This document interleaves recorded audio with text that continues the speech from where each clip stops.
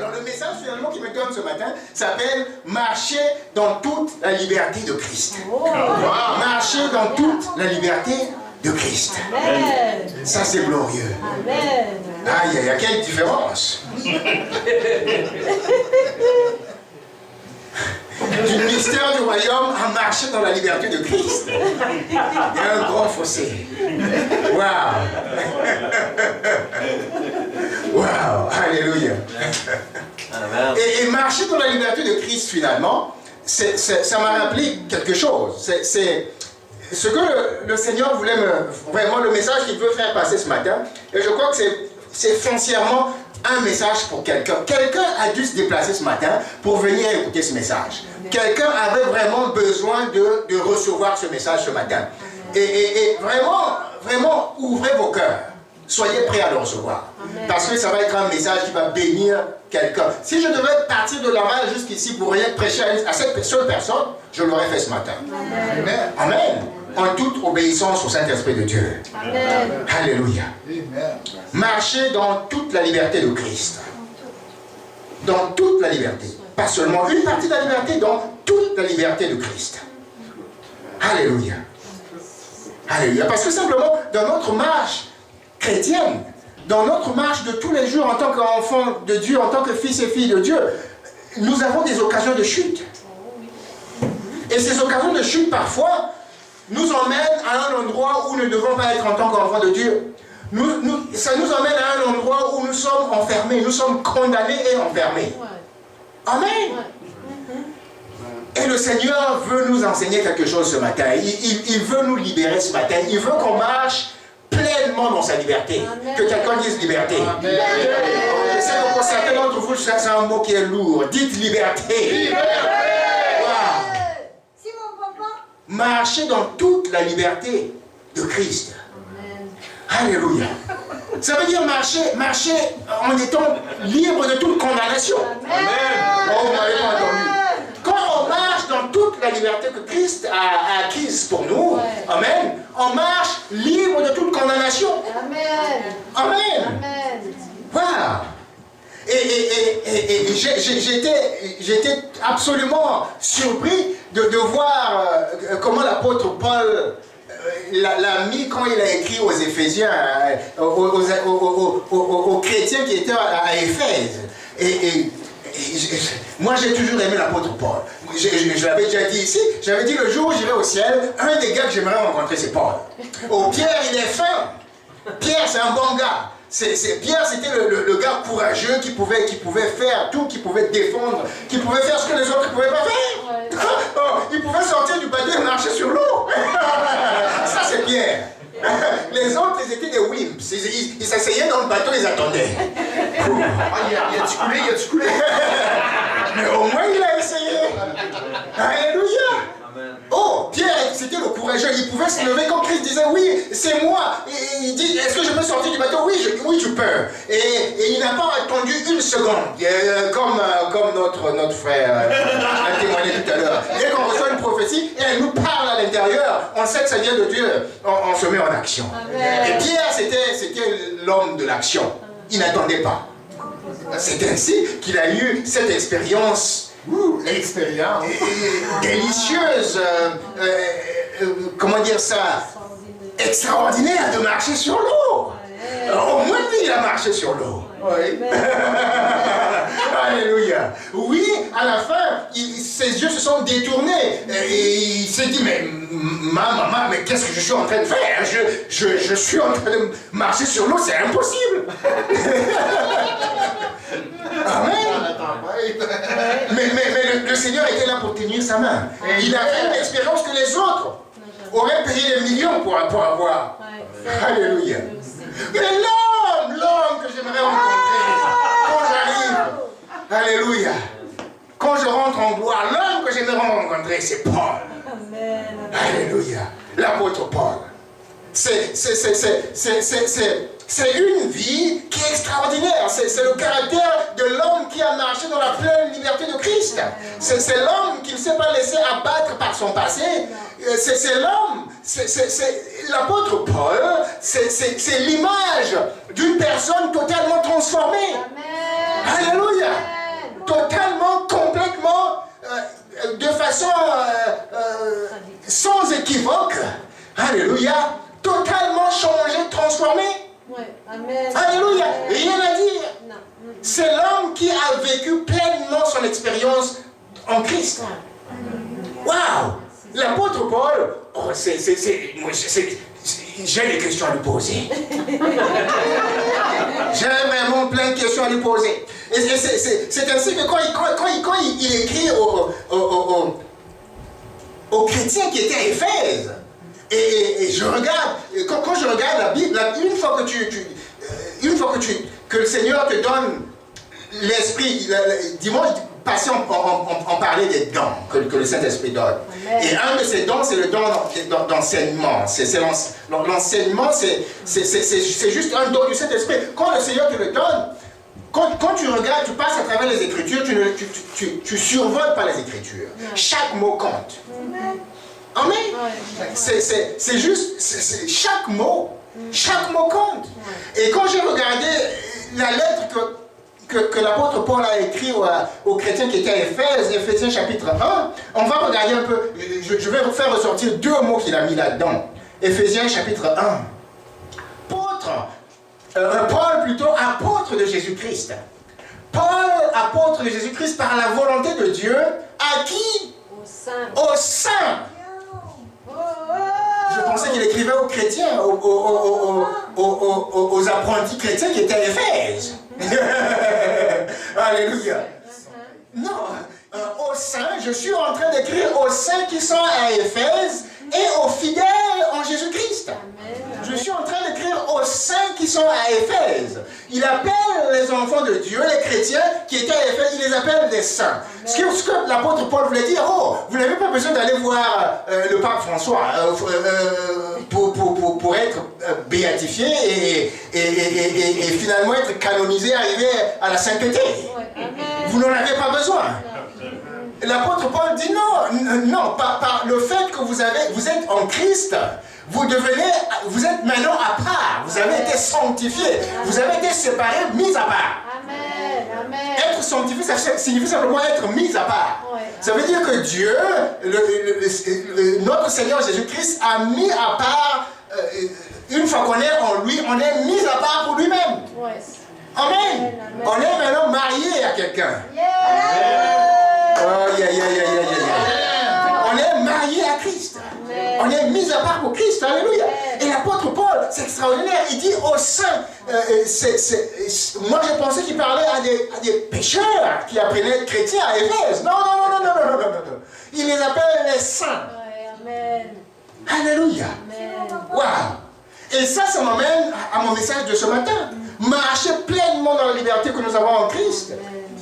Ça veut dire quoi? Marcher sans être lié à la condamnation. Et Paul, certainement, ne voulait pas mettre la condamnation sur ces chrétiens qui étaient à Éphèse. Il était en train de les encourager pour dire, malgré ce par quoi vous passez, malgré les connotations que parfois prennent vos vies, je sais une chose. Vous avez été séparés pour Christ. Amen. Vous avez été mis à part pour Christ. Amen. Vous êtes des saints pour Christ. Amen. Alléluia. Et le problème que nous avons aujourd'hui, au XXIe siècle en tant que chrétiens, c'est que nous marchons dans notre vie chrétienne et on a comme l'impression, on a cette idée-là, et c'est une idée en particulier qui est véhiculée par la religiosité. Amen. Par les religieux, ça prend des religieux, amen, pour véhiculer l'idée que Dieu n'est pas suffisamment grand pour savoir en quoi ils sont marqués quand il nous a créés. Vous n'avez pas compris, vous avez raté quelque chose. Je dis, il y a beaucoup de religieux qui pensent que Dieu n'est pas suffisamment grand pour supporter le fait qu'il sait exactement qui il avait créé quand il t'a créé. Dieu sait exactement qui il a créé. Dieu sait exactement qui nous sommes. Amen. Et il est certainement suffisamment grand pour nous embrasser dans tout ce que nous sommes. Amen. Il ne nous embrasse pas que dans la perfection que nous représentons. Il nous embrasse également dans tous nos défauts. Amen. Merci Seigneur. Alléluia. Amen. Il nous embrasse également dans tous nos défauts. Parce qu'à la fin de la journée, c'est quoi l'onction justement? quand on parle de l'onction, quand on parle de tous ceux que Dieu a utilisés par le passé, tous les patriarches, Dieu n'a pas utilisé simplement que leurs points forts. Il a utilisé également leurs points faibles. Ouais. Amen. C'est ça qui fait l'onction. L'onction, c'est tout un mélange de sucré et de salé et d'amer. Oh, vous m'avez pas compris. L'onction, c'est tout un mélange. L'onction est sucrée, l'onction est salée, l'onction est amère. Ça veut dire que Dieu va prendre tout ce qu'il y a dans votre vie, il va le malaxer, il va le mélanger, et c'est ça qui va faire l'onction, qui va être déversée sur votre vie. Amen. L'onction, moi je suis douteux de chrétiens ou d'hommes de Dieu qui pensent que l'onction de Dieu n'est fait que des choses bonnes qui coulent dans votre vie. Non. L'onction, la vraie onction qui vient de Dieu, amen, ça inclut également le myrrhe. Le myrrhe, il est amer. Amen. Mais ça inclut également l'encens. Amen. Ça inclut tout ça. Amen. Alléluia. Merci Seigneur. Voilà. Alléluia. On a comme parfois l'impression que Dieu est incapable de supporter même un jugement honnête de nous-mêmes en tant qu'enfants de Dieu. On se dit, mais je ne peux pas présenter cette façade de moi devant Dieu. Amen. Mais je suis ici ce matin pour vous donner une nouvelle. Dieu nous connaît pleinement. Alléluia. Il connaît toutes nos faiblesses, il connaît tous nos points forts. Amen. Alléluia. Et c'est pas ça qui va m'empêcher de nous aimer. Amen. Alléluia. Vous vous rappelez de la parabole du fils prodigue? Le fils prodigue, ça veut dire le fils extravagant. Prodigue, ça veut dire extravagant. Mais en réalité, cette parabole du fils prodigue, c'est exactement tout le contraire. Parce qu'en réalité, dans cette histoire, celui qui est extravagant, ça n'est pas le fils. Celui qui est vraiment extravagant, c'est le père. Oh, vous ne m'avez pas entendu. Vous n'avez pas entendu? Celui qui est vraiment extravagant, c'est le père. Amen. Et la parabole va dans le sens où le fils, il vient et il demande son héritage à papa. Il dit, papa, donne-moi mon héritage, je vais faire de quoi? Amen. Mon temps est venu d'hériter, de prendre mon héritage et de partir. Et puis le père se retourne, malgré la situation, il prend la part de l'héritage du fils, lui donne, et le fils, il va dans le monde et il va dilapider sa fortune. Amen. Et à la fin de la journée, il se retrouve dans une situation difficile, absolument insupportable. Il se dit, mais comment je peux descendre jusqu'à ce point? Les serviteurs qui sont dans la maison de mon père sont mieux traités que ça. Moi, je suis ici en train de manger des pourceaux. Et finalement, la sagesse lui est revenue. Et il s'est dit, je vais repartir vers la maison de mon père. Amen, amen. Amen. Et pourquoi est-ce que ce papa est vraiment un papa extravagant, un papa prodigue? C'est parce que ce papa était mort. Ce papa était littéralement tué par le fils. Dans le temps dont nous parlons ici, à cette époque, quand un enfant venait demander l'héritage avant que papa ne meure, ça signifiait qu'il était en train de tuer son père. C'était la même chose, c'était l'équivalent. Il est venu, il a demandé son héritage, et ça signifiait que papa, mais pourquoi toi tu meurs pas, tu es encore là? Les autres sont partis, toi tu es toujours là. Moi j'ai besoin de l'héritage. Parce que l'héritage se prend qu'après le décès. Le fait qu'il ait demandé l'héritage avant le décès signifie qu'il était littéralement en train de tuer son père. Qu'il souhaitait littéralement la mort de son père pour qu'il en hérite. Alléluia. Malgré ça, le papa lui donne l'héritage et il va et il dilapide. Mais ce papa est tellement extravagant. Et je veux que, parce que pour ceux qui n'ont pas grandi avec l'amour paternel ou qui n'ont pas une image saine de l'amour paternel, de l'amour d'un père, et la vraie image que nous devons avoir, c'est l'amour de Dieu notre Père. Amen. Qui est un papa aimant et qui aime au-delà de tout ce que nous pouvons être. Amen. Amen. Et ce papa, il n'a pas attendu de condamner le fils quand il arrivait. En fait, l'histoire était telle que chaque matin, ce papa sortait et il scrutait l'horizon pour voir si un jour ce fils allait revenir. Oui, le fils avait fait mal. Oui, le fils avait pris l'héritage. Oui, le fils l'avait presque tué. Mais malgré tout cela, ce papa, il était là et il s'attendait que Seigneur, un jour là, il faut que ce fils y revienne. Il n'y a rien de plus précieux que mon fils revienne chez moi malgré ce qu'il a fait. C'est ça l'extravagance de ce papa.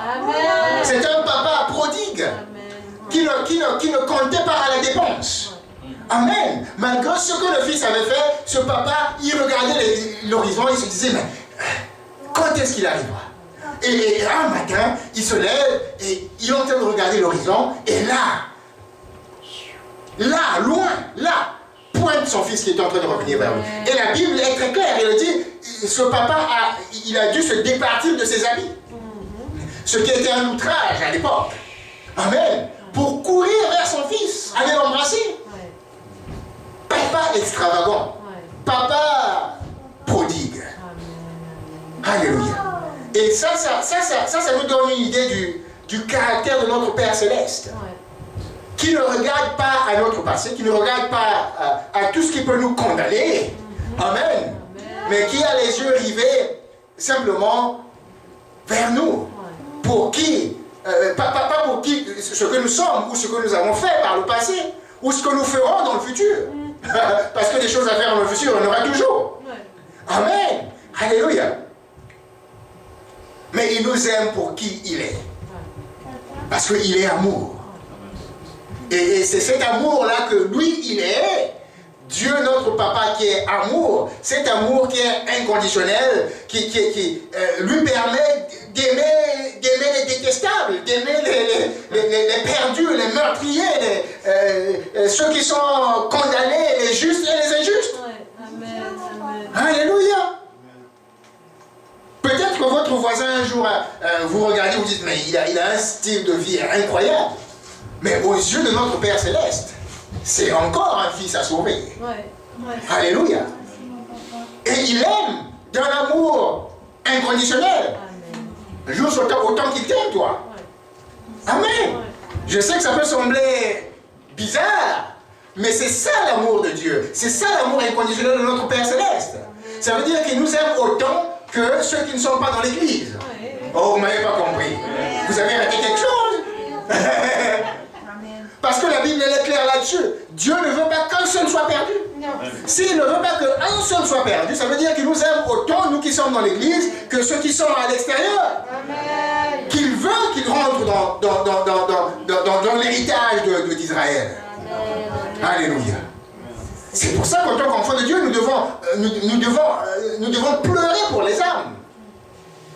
La monnaie que nous serons au ciel, ce ne sera pas en termes d'argent. Les rues sont pavées d'or. On n'en a pas besoin. Alléluia. La monnaie que nous serons au ciel, c'est en termes d'âme. Combien de milliers d'âmes as-tu? Ça ne sera pas en milliers de dollars, ça sera en milliers d'âmes que ça va se compter. Alléluia. Et la frange de notre gloire dépendra des âmes que nous avons sauvées. Alléluia. Il y en a qui se retrouvent avec des mini-skirts. Il y en a qui se retrouvent avec des robes grandes comme ça, avec une traînée. Parce qu'ils ont œuvré pour aller chercher des âmes et les amener vers Christ, vers notre Seigneur. Waouh! Il y en a qui se retrouvent en short. Parce qu'ils n'ont pas suffisamment travaillé pour aller chercher des âmes. Alléluia. Waouh. Et je le dis, et je crois que le Saint-Esprit m'a donné ce message ce matin pour me rappeler de marcher dans toute la liberté de Christ. Parce que simplement, il y a des moments en tant que chrétien, on ne marche pas dans toute cette liberté de Christ. Pourquoi? Parce que nous faisons pas face à un ennemi qui de temps en temps vient nous rappeler notre passé. Les choses passées sont passées, mais lui, de temps en temps, il va venir et il va murmurer à notre oreille pour nous rappeler ce qui s'était passé il y a 10 ans, et ce qui s'était passé il y a 20 ans. Amen. Et il va venir pour essayer d'amener la condamnation qui va freiner notre marche avec Christ. Amen. Amen. C'est ça son objectif. L'objectif, c'est d'amener la condamnation pour nous emmener à un point où nous sommes découragés et essayer de freiner notre marche avec Christ, avec Jésus. Amen. Alléluia. C'est quoi cette affaire-là de condamnation? Parce qu'il y a des moments où vous pouvez vous lever un matin, vous vous dites, mais pourquoi avais-je fait ça? Pourquoi n'aurais-je pas pu prendre une autre décision? Amen. C'est quoi la condamnation? Amen. Je vais vous donner la définition de ce mot condamnation. Condamnation. Marcher dans toute la liberté de Christ. Condamnation. La condamnation, c'est prononcer un jugement défavorable. Prononcer un jugement défavorable. Ça veut dire que quelqu'un relâche un jugement, mais il n'est pas favorable. Il ne vous est pas favorable. Ouais. C'est comme quelqu'un va devant la cour et il relâche devant le juge un jugement qui dit celui-là, c'est pas bon. Il faut absolument le condamner par rapport à cette situation. Amen. Alléluia. Ouais. Prononcer un jugement défavorable ou contraire. C'est quoi la condamnation? C'est un fait qui constitue un témoignage accablant. Waouh! C'est un fait qui constitue un témoignage accablant. C'est-à-dire que l'ennemi va essayer de ressusciter cette affaire-là. Elle est passée il y a des années. Mais il va faire ressortir ce témoignage-là de temps en temps dans votre vie, juste pour vous accabler. Ouais. Amen. Pour emmener la condamnation, pour accabler votre âme. Amen. Alléluia. C'est quoi la condamnation? C'est indiquer une forte désapprobation. Ça veut dire qu'il y a quelqu'un qui est en train de mettre quelque chose dans ta vie pour que tu sois, pour qu'il y ait une désapprobation. Pour que tu ne sois pas approuvé dans ta vie. Amen. C'est censurer. C'est ça la condamnation, c'est censurer. Combien d'entre vous se sont sentis censurés? Censurer, ça veut dire que c'est interdire pratiquement quelque chose. Condamner, c'est censurer. Voici le mot grec pour condamnation. Condamnation en grec, c'est le mot qui est dit katakrima. Katakrima. Katakrima, ça veut dire la punition qui suit le jugement. La punition qui suit le jugement. Et c'est normal. C'est pour ça que justement la condamnation marche avec nous. C'est parce que quand on reçoit l'esprit de condamnation, c'est parce qu'on a peur d'un jugement. Ouais. Amen. On a peur d'être jugé par rapport à cette situation-là. Amen. Et donc, la punition qui suit le jugement, qui suit le crime. Ouais. Le jugement, katakrima, ça vient du crime. Amen. Et donc, c'est la punition qui suit le jugement, c'est la sentence pénale. Sentence pénale, c'est ça la condamnation. Alléluia. Mais qu'est-ce que la Bible nous dit, oh Paul? Qu'est-ce qu'il nous dit dans Romains au chapitre 8? Romains au chapitre 8, à partir du verset 1. Voici ce que la Bible dit. Romains chapitre 8, verset 1. Il y a donc maintenant, dites maintenant. Maintenant. C'est pas pour demain, c'est pas pour après-demain. Maintenant. Amen. Il y a donc maintenant, amen, à partir de cette seconde, il y a donc maintenant, à partir de la seconde où je parle, aucune condamnation pour ceux qui sont en Jésus-Christ. Paul, pourquoi? Et là, Paul s'est mis à m'expliquer jusqu'au verset 5. Pourquoi il n'y a aucune condamnation? Or, il faut regarder ce que Paul dit ici. Ça prend un théologien brillant pour supporter les arguments que Paul met ici. Oh, on n'est pas obligé d'aller au séminaire, mais je vous assure, Paul, il est tellement brillant et il nous dit pourquoi. Il dit il n'y a plus aucune condamnation pour ceux en Jésus-Christ et voilà pourquoi. Alors Paul, dis-nous un tout petit peu, pourquoi? Pourquoi il n'y a plus de condamnation pour ceux qui sont en Jésus-Christ? Voici ce qu'il dit. En effet, la loi de l'esprit est de vie en Jésus-Christ. Il y a une loi. Pourquoi il n'y a plus de condamnation?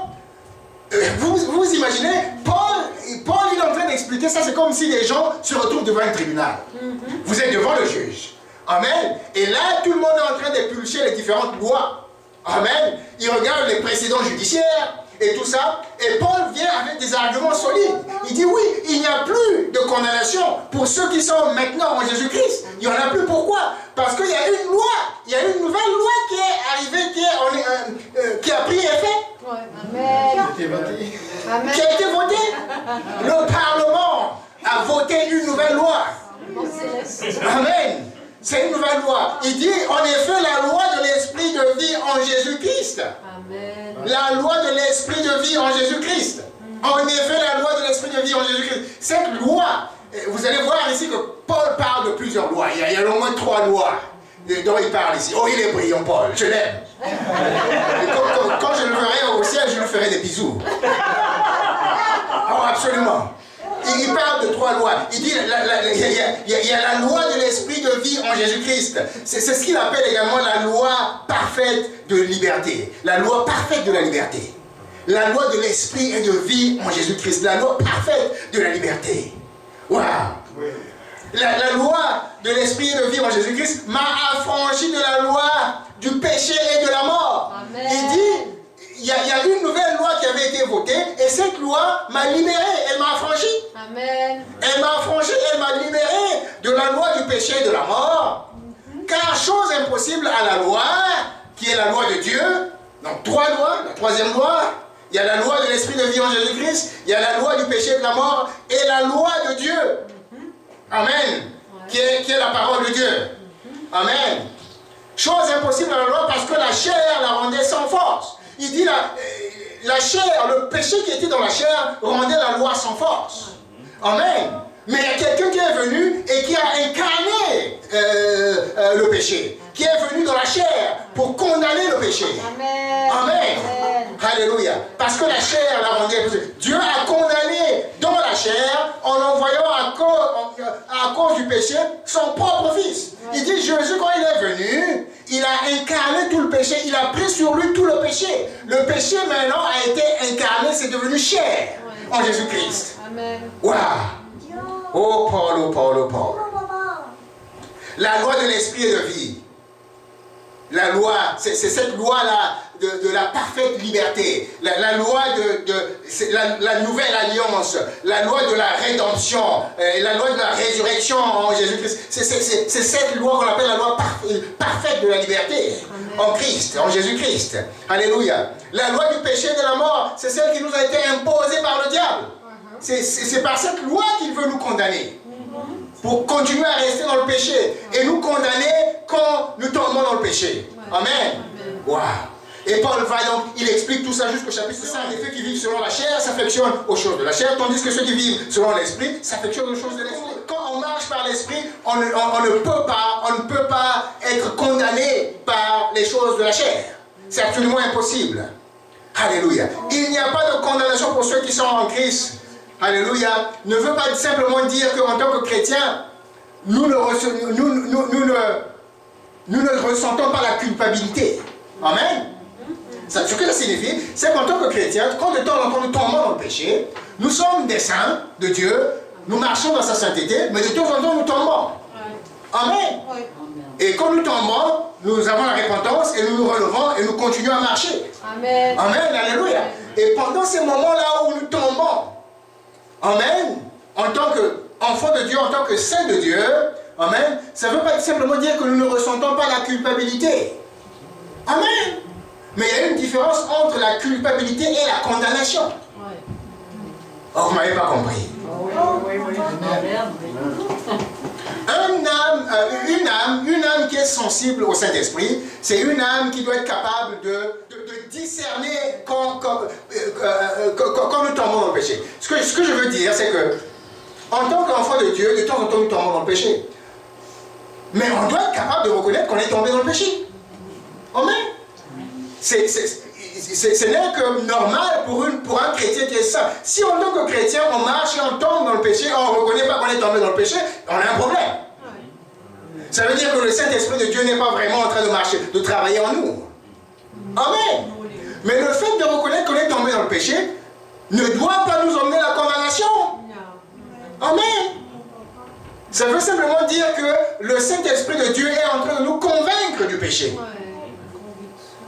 Mais il ne nous condamne pas du péché. Non. Le Saint-Esprit de Dieu, quand il y a quelque chose qu'on a glissé sur quelque chose et on est tombé, le Saint-Esprit tout de suite va nous dire non, tu n'aurais pas dû faire ça. Non, tu n'aurais pas dû dire ça.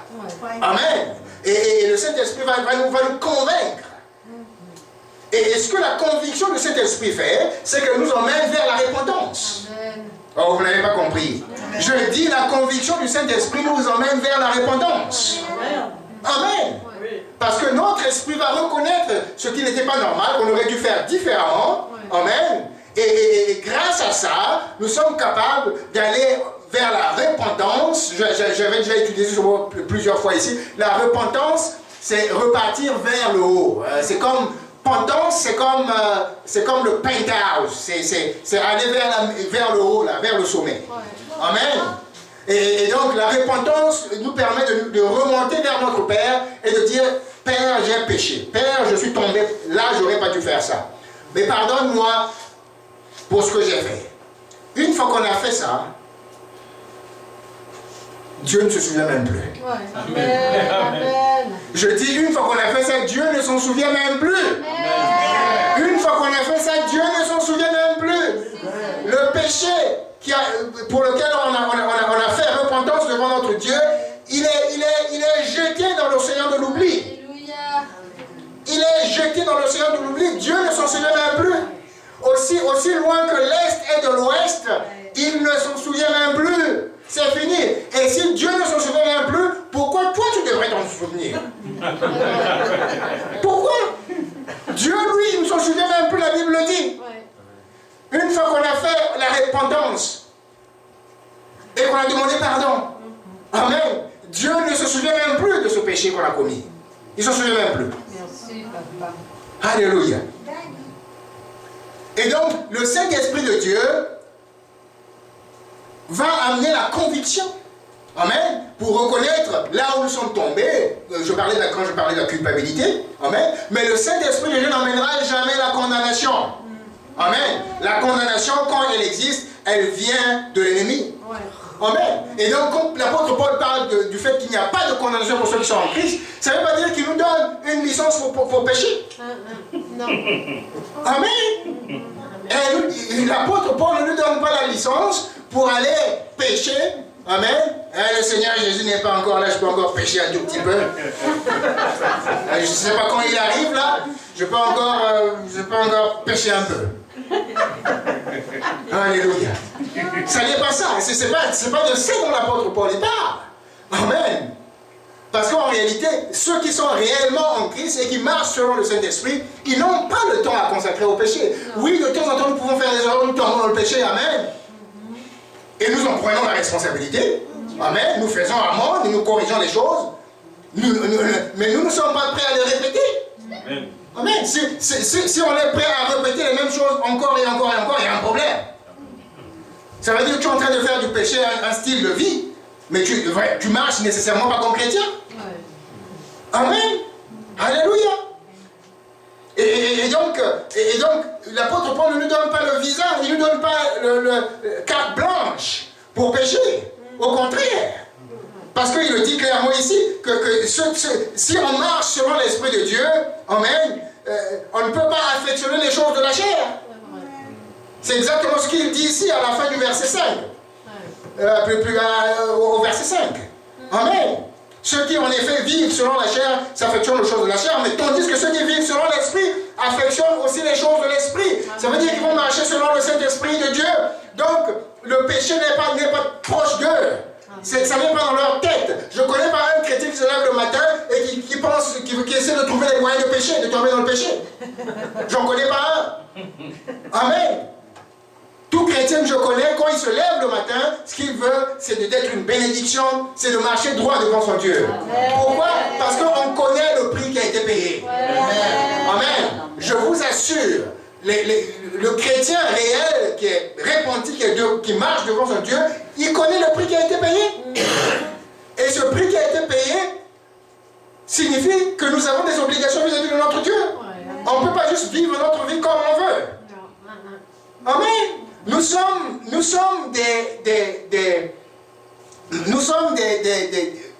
avons été fiancés. Vous n'avez pas compris. Nous avons déjà été fiancés. Amen. Et une fois qu'on est fiancé, on ne se comporte pas comme on veut. Non. Amen. On s'attend à ce que comment dire ça, l'époux revienne pour nous chercher. Amen. Et donc on ne peut plus marcher. Notre vie ne nous appartient plus. On ne peut plus marcher désordonné, on ne peut plus marcher comme on veut. Mais on marche selon certaines règles qui sont préétablies. Amen. Alléluia. Alléluia. Dieu a condamné le péché dans la chair en envoyant son propre Fils mourir sur la croix pour nous. Alléluia. Et donc, nous, on ne peut plus prendre cette condamnation sur nous. La condamnation a été mise sur Christ. Amen. Donc nous, aujourd'hui, on peut marcher parfaitement dans toute la liberté que Christ a acquise pour nous. Amen. Alléluia. Nous n'avons plus de katakrima. Nous ne vivons plus dans la servitude du péché. Amen. Parce que Christ, Yahweh, nous a libérés. Alléluia. Waouh. Amen. Waouh. Waouh. Le Saint-Esprit de Dieu produit en nous la conviction, mais pas la condamnation. Amen. Il produit en nous la conviction, mais pas la condamnation. Ça aurait été absolument incroyable qu'en tant qu'enfant de Dieu, on marche et qu'on ne soit pas capable de reconnaître quand le péché se présente devant nous.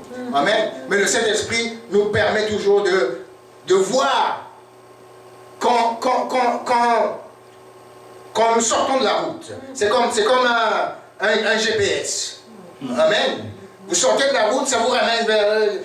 Il y a des voitures maintenant qui ont des GPS. Quand vous sortez des lignes là, ça commence à signaler là. Il faut revenir sur la ligne.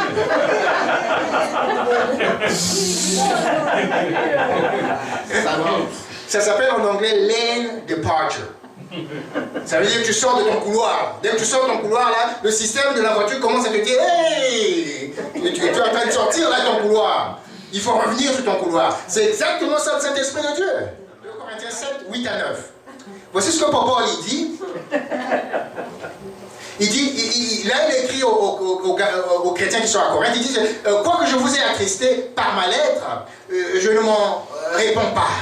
Et si je m'en suis repenti, car je vois que cette lettre vous a attristé, bien que momentanément, je me réjouis à cette heure, non pas de ce que vous avez été attristé, mais de ce que votre tristesse vous a apporté à la repentance. Wow.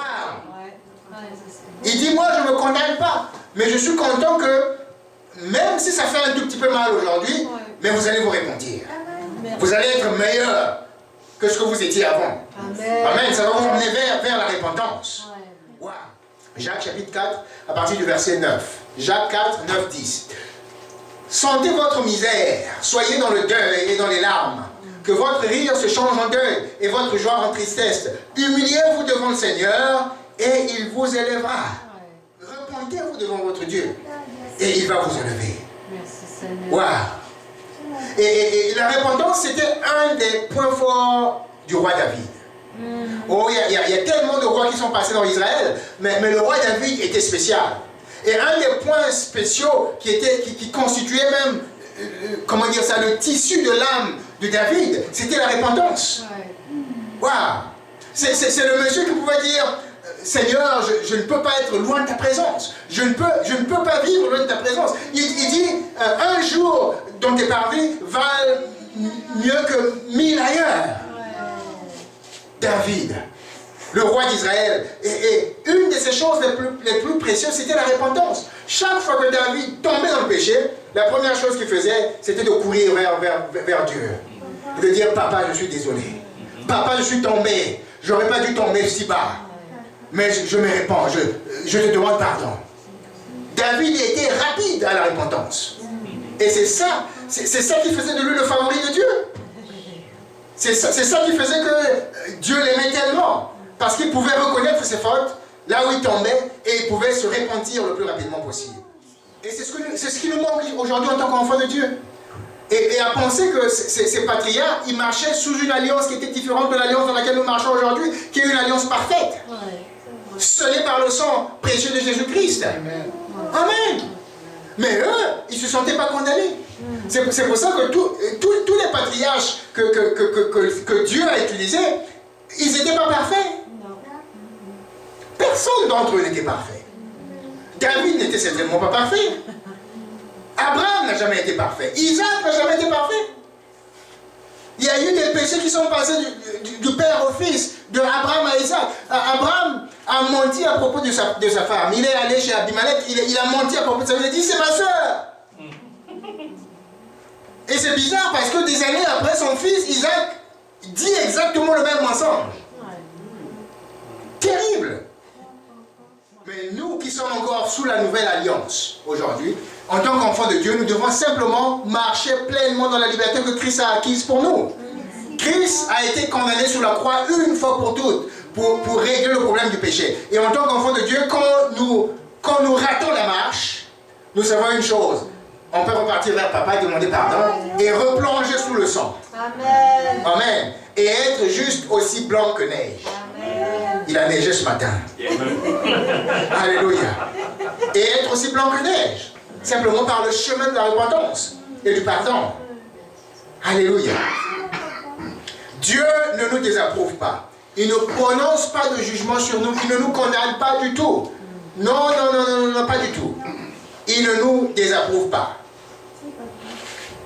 Au contraire, l'évangile, c'est un évangile d'encouragement. C'est un évangile comment dire ça, d'espoir.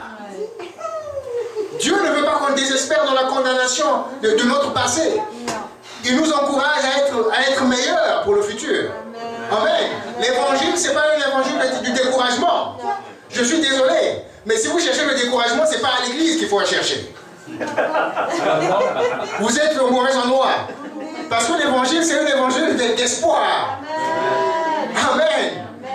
Et c'est normal. C'est pour ça que quand notre Seigneur Jésus-Christ est apparu pour la première fois dans un endroit religieux, amen, il n'est pas venu pour apporter le découragement. La première fois qu'il est rentré dans la synagogue, il a ouvert le livre. Amen. C'est l'évangile de l'espoir qu'il a commencé à prêcher. Ce n'était pas un évangile de la condamnation. Amen. C'était un évangile pour apporter l'espoir dans la vie des hommes et des femmes qui étaient présents dans cette synagogue à Jérusalem. Amen. C'est ainsi que quand il a ouvert les livres, il est tombé sur le psaume 61 et il a commencé à dire, à encourager le peuple de Dieu. Amen. Alléluia. L'Esprit de l'Éternel est sur moi parce qu'il j'ai été emmené à proclamer l'évangile à ceux qui sont pauvres. Vous, messieurs et madame les pauvres, je suis venu pour vous annoncer une bonne nouvelle, c'est que vous n'avez plus à être pauvres. Amen. Parce que je suis venu pour ça. C'est pour décréter le jubilé. Alléluia. Waouh. L'évangile est plein d'espoir. C'est pas plein de désespoir. Alléluia. Je peux tout par Christ qui me renforce, qui me rend fort. Alléluia. C'est ça l'évangile de Christ. Alléluia. Merci Seigneur.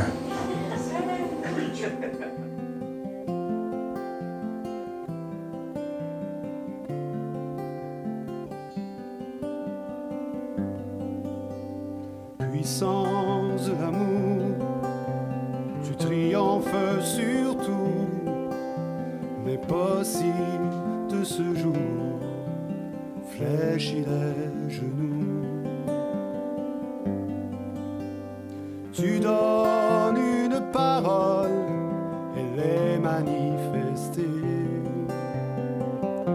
Tu écris sur le sol, les pierres sont relâchées. Puissance de l'amour,